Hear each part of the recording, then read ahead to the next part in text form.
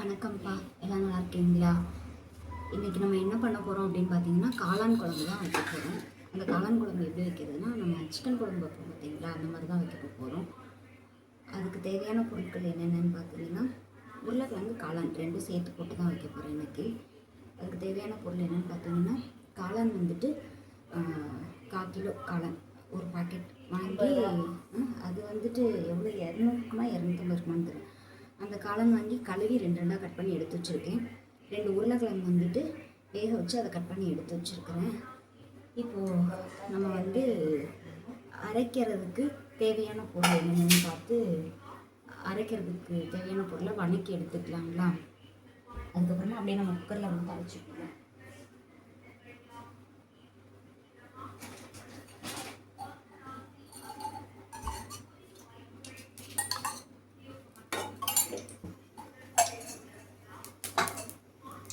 ரெண்டு ஸ்பூன் எண்ணெய் விட்டாச்சு.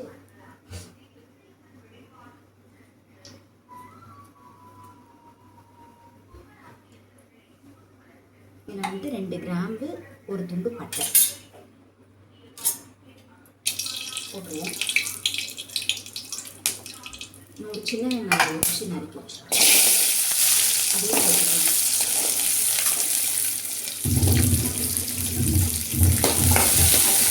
ரெண்டு கிராம்பு ஒரு துண்டு பட்டை போட்டிருக்கு, சின்ன வெங்காயம் 1 கிராம் போட்டிருக்கு.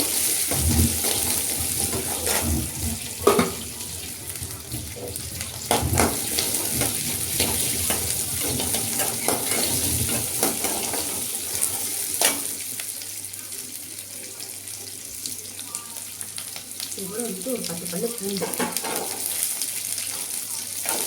சின்ன பூண்டாக இருந்ததுனால நான் ஒரு 2 எக்ஸ்ட்ராவே சேர்த்துருக்கேன். ஒரு 10 பல்லு பூண்டு, ஒரு உருட்டு வச்சுக்கோங்க, அரிசியும் போட்டுருணும். ஒரு 2 இன்ச் அளவு நறுக்கி வச்சுட்டு அதையும் போட்டுக்கலாம்.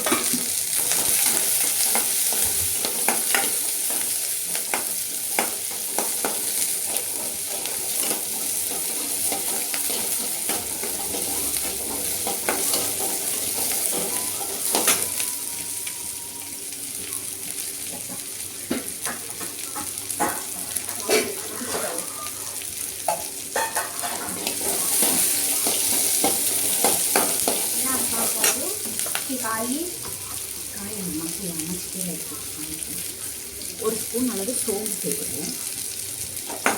சோம்பு 1 ஸ்பூன், சீரகம் 1 ஸ்பூன்,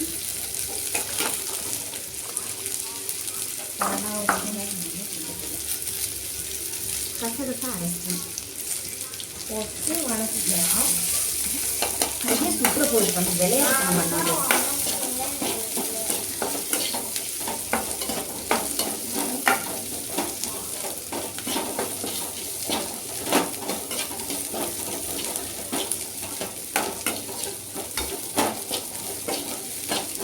நல்லா வணக்கிட்டு இதில் வந்துட்டு தக்காளி, ஒரு தக்காளி பெரிய தக்காளியாக நறுக்கி வச்சுருக்கிறேன். அந்த பெரிய தக்காளியும் வந்துட்டு நம்ம இதில் சேர்த்துக்குவோம். ஒரு தக்காளி பெரிய தக்காளி, சின்ன தக்காளி இருந்தால் 2 தக்காளி எடுத்துக்கலாம். அதை சேர்த்துருவோம்.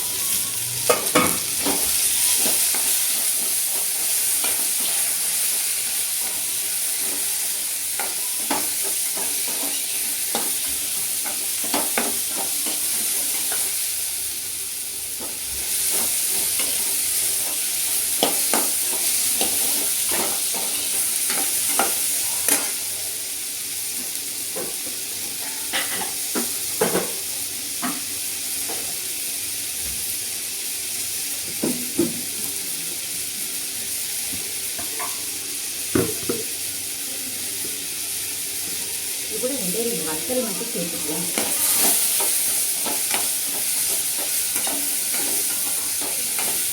சரி, நம்ம என்ன சேர்த்துக்கோன்னு பார்த்தீங்கன்னா, ஒரு துண்டு பட்டை, 2 கிராம்பு, சோம்பு 1 ஸ்பூன், சீரகம் 1 ஸ்பூன், தக்காளி 1, ஒரு 10 பல்லு பூண்டு, 100 சின்ன வெங்காயம், ஒரு 2 இன்ச் அளவு இஞ்சி, அவ்வளோதான் சேர்த்துருக்கோம். வத்தல், மிளகா வத்தல் 2, மிளகு இருந்தால் மிளகு சேர்த்துக்கலாம், நம்மளோட விருப்பம் தான்.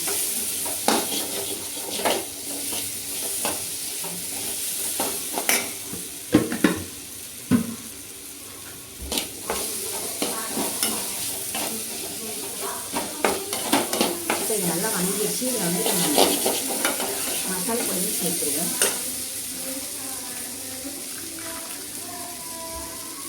மல்லிப்பொடி 2 ஸ்பூன், மல்லிப்பொடி 2 ஸ்பூன், மிளகாத்தூள் 2 ஸ்பூன்.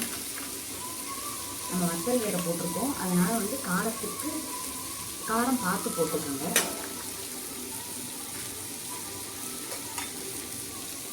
ஒரு 1/4 சிட்டிகை மஞ்சள் பொடி,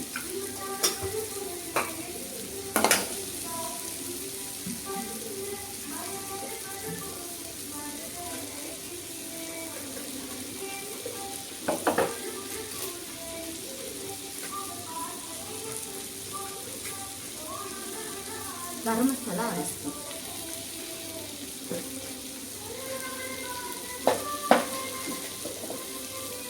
இது அப்படியே அடுப்பு சிம்மில் வச்சு தான் நம்ம வணக்கணும்.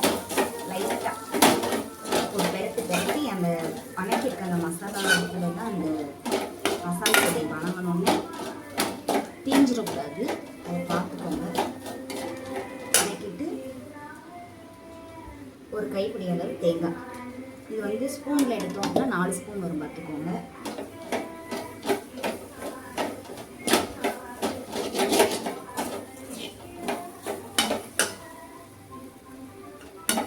அவ்வளோதான். இப்போ இது வணங்கிடுச்சு. இதை நம்ம வந்து அரைக்கிறதுக்கு ஆற வச்சுக்குவோம்.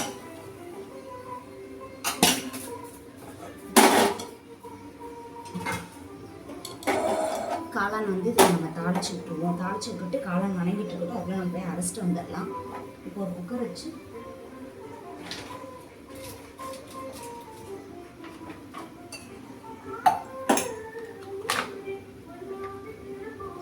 எண்ணெய் வந்துட்டு ஒரு 50 கிராம் எண்ணெய் ஊற்றிருக்கேன்.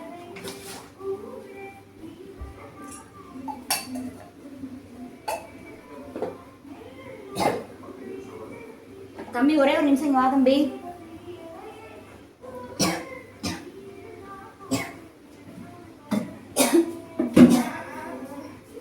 மூடி எடுத்து வச்சுருக்கோம், அந்த மூடி எடுத்து வச்சுருக்கோம்.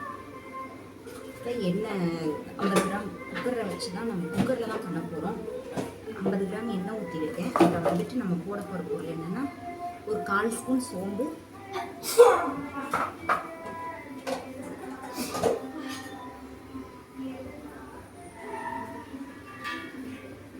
கல்பாசி சொல்லுவாங்க பார்த்தீங்களா, அது விளாண்டு அது மட்டும் போட போகிறோம்.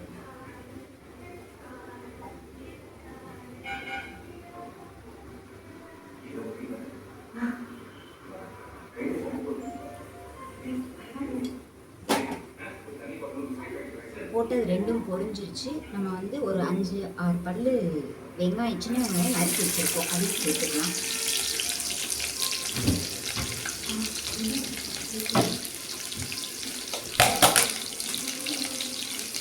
கருவேப்பிலை ஊற்றிட்டு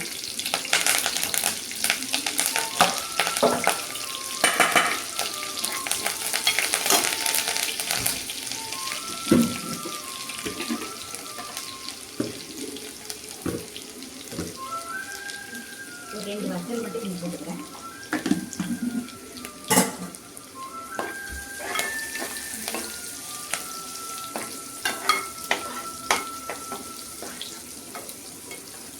அவ்வளோதான், வெங்காயம் வணங்கிடுச்சு. நம்ம இது கூட வந்துட்டு இது சேர்த்துக்கலாம், காளான் சேர்த்துக்கலாம். இப்போ தாளிக்கிறது நம்ம என்னென்ன போட்டோம்னா எண்ணெய் போட்டு ஒரு 1/4 ஸ்பூனுக்கு கம்மியாகவே சோம்பு போட்டிருக்கோம். சோம்பு போட்டுட்டு கல்பாசி, விளாண்டு கல்பாசி, சின்ன வெங்காயம், கருவேப்பிலை, 2 வத்தல். நம்ம வந்து வணக்கிறதுக்கும் வத்தல் சேர்த்துருக்கோம், தாளிப்புக்கும் வத்தல் சேர்த்துருக்கோம். அதில் கனெக்ட் பண்ணி நீங்கள் மிளகாத்தூள் வந்து போடுறப்போ உங்கள் காரத்துக்கு தகுந்த மாதிரி மிளகாத்தூள் போட்டுக்கோங்க. இப்போ இதை வந்து நம்ம ஒரு தட்டு போட்டு மூடி வச்சிடலாம். நல்லா தண்ணி விட்டு பிரிஞ்சு வரும். தண்ணி அந்த காளானில் இருக்க நீர் தண்ணியெல்லாம் வெளியேறி பிரிஞ்சு பிரிஞ்சு காளான் தனியாக தனியாக வரும். அந்த தண்ணியை திரும்ப வறுத்த விட்டு அதுக்கப்புறமா நம்ம அரைச்ச மசாலாவை சேர்த்துருவோம்.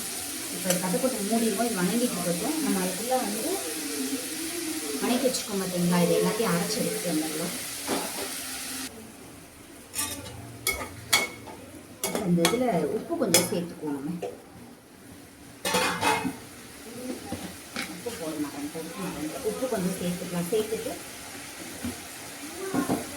அப்படியே லைட்டாக ஒரு கரெக்ட் விட்டதும் நம்ம வந்துட்டு கட்டப்பட்டு மூடி வச்சுருவோம்.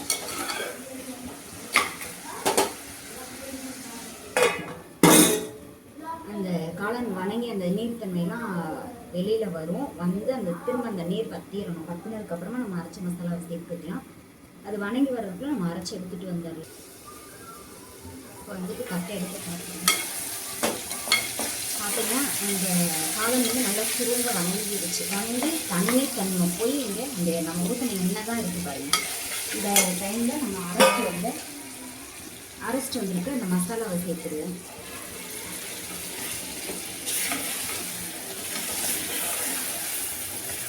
குக்கரில் வைக்கிறதுனால நமக்கு வந்துட்டு தண்ணியாக தான் இருக்கும். அதனால் நம்ம தண்ணி சேர்க்குறப்போ நமக்கு தேவைக்கு தகுந்த மாதிரி பார்த்து சேர்த்துக்கோங்க. கொஞ்சம் குழம்பு லூஸாக வேணும் அப்படின்னா கொஞ்சம் தண்ணி எக்ஸ்ட்ரா வச்சுக்கோங்க. தண்ணி இது குழம்பு வந்து கொஞ்சம் திக்னஸாக வேணும் அப்படின்னாக்க கொஞ்சம் தண்ணி கம்மியாக விட்டு வச்சுக்கோங்க.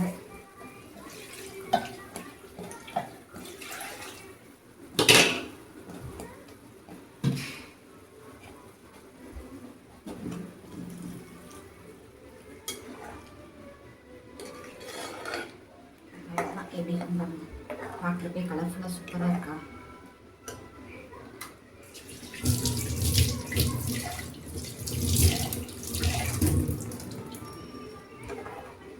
வந்துட்டு நம்ம ஜாரை கழுவி தான் ஊற்றிட்டுருக்கோம். இதில் அப்படியே உருளைக்கிழங்கு சேர்த்துக்கணும்.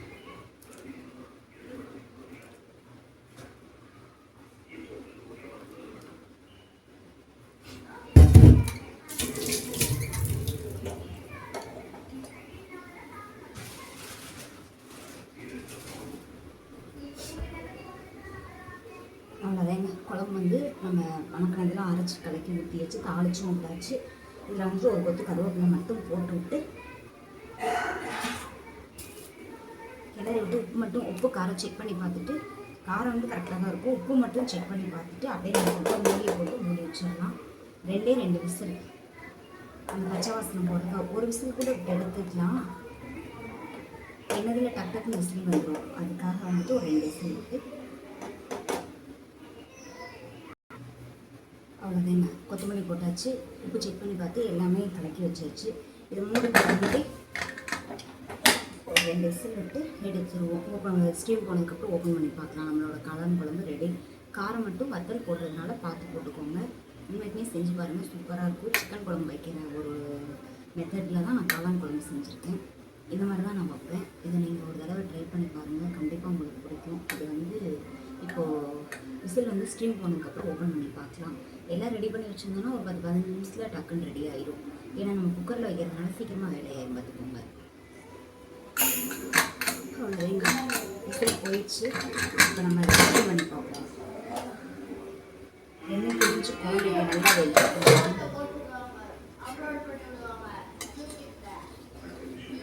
நல்லா எண்ணெய் பிரிஞ்சு குழம்பு வந்துட்டு நல்லா வெந்து ரெடி ஆயிடுச்சு. அவ்வளோதாங்க, நம்ம குழம்பு ரெடி. இதை வந்துட்டு கொஞ்சமாக கொத்தமல்லி மட்டும் தூவி அப்படியே இறக்கிடுவோம். இது வந்து சிக்கன் குழம்பு மாதிரியே இருக்கும் பார்த்துக்கோங்க. எல்லாத்துக்குமே நல்லா, டிஃபன் ஐட்டம் எல்லாத்துக்கும் நல்லாயிருக்கும். அதே மாதிரி சாதத்துக்கும் நல்லாயிருக்கும். சுடு சாதத்துக்கும் நல்லாயிருக்கும். இதை ஒரு தடவை ட்ரை பண்ணி பாருங்கள். கொத்தமல்லி போட்டுறேன். அவ்வளோதாங்க, நம்மளோட காளான் உருளைக்கிழங்கு சேர்த்து காளானும் உருளைக்கிழங்கும் சேர்த்து போட்டு வச்ச காளான் குழம்பு, அரைச்சி ஊற்றி வச்ச காளான் குழம்பு. இது எப்படி இருக்குன்னு பார்த்துட்டு உங்களோட கருத்தை கமெண்டில் தெரிவிங்க. நம்ம இன்னொரு வீடியோவில் பார்க்கலாம். பிடிச்சிருந்துச்சுன்னா லைக் பண்ணி ஷேர் பண்ணுங்கள். கிரிட்டிக் சாய் சேனலை சப்ஸ்கிரைப் பண்ணிக்கோங்க. அடுத்தடுத்து நான் போடுற வீடியோலாம் அப்போ தான் உங்களுக்கு வரும். இதுக்கு முன்னாடி போட்டிருக்க வீடியோவையும் பாருங்கள். பிடிச்சிருந்துச்சுன்னா லைக் பண்ணி ஷேர் பண்ணுங்கள். இது எப்படி இருக்குது அப்படின்றத கமெண்டில் சொல்லுங்கள். அடுத்த ஒரு வீடியோவில் பார்க்கலாம். ஓகே, பாய், டாட்டா. ஒரு